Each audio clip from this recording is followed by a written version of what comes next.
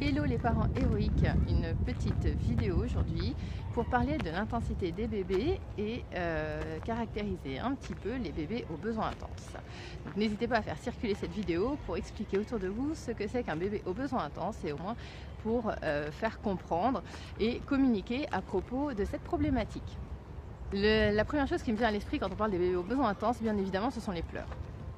Donc vous allez me dire évidemment qu'un bébé pleure, tous les bébés pleurent, et ça c'est vrai, vous avez raison, mais les bébés aux besoins intenses pleurent d'une manière qui est très stridente, très forte, et surtout ils pleurent très souvent dans la journée.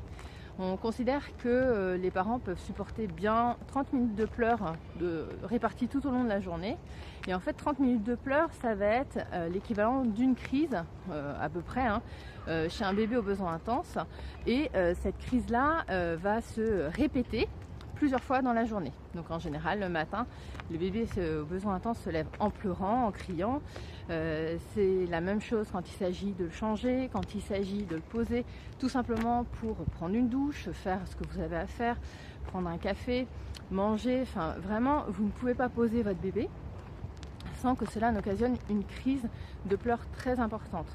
Donc vous voyez comment est-ce que toutes les étapes de la journée en fait peuvent se transformer en un événement stressant pour les parents, et que donc qui doivent supporter ces pleurs et puis essayer de contenir ces crises, puisque bien évidemment que les parents ne laissent pas pleurer leurs enfants, ils s'occupent d'eux, mais le bébé aux besoins intenses est aussi parfois difficilement consolable. Donc il faut qu'il soit pris dans les bras.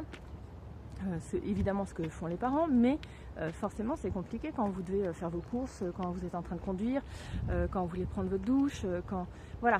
Donc tout le quotidien comme ça, c'est très difficile. Donc ça peut sembler facile à dire, oui, un bébé, c'est un bébé qui pleure beaucoup et qui pleure fort, mais c'est vraiment, dans le quotidien, c'est un impact qui est très compliqué à gérer.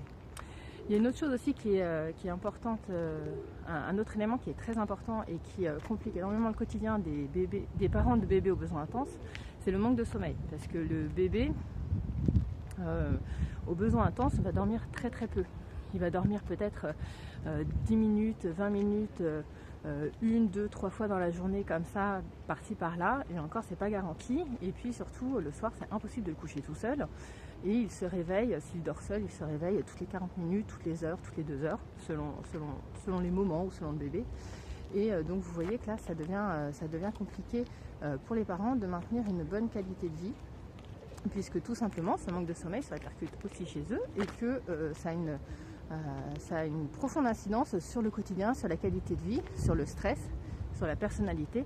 Et en fait, quand on met bout à bout tout ça, au bout d'un an, ça fait un cocktail d'épuisement et de fatigue qui est vraiment très difficile à gérer, que ce soit pour maintenir la qualité de vie familiale, la qualité des liens parents-enfants, et puis aussi la vie de couple.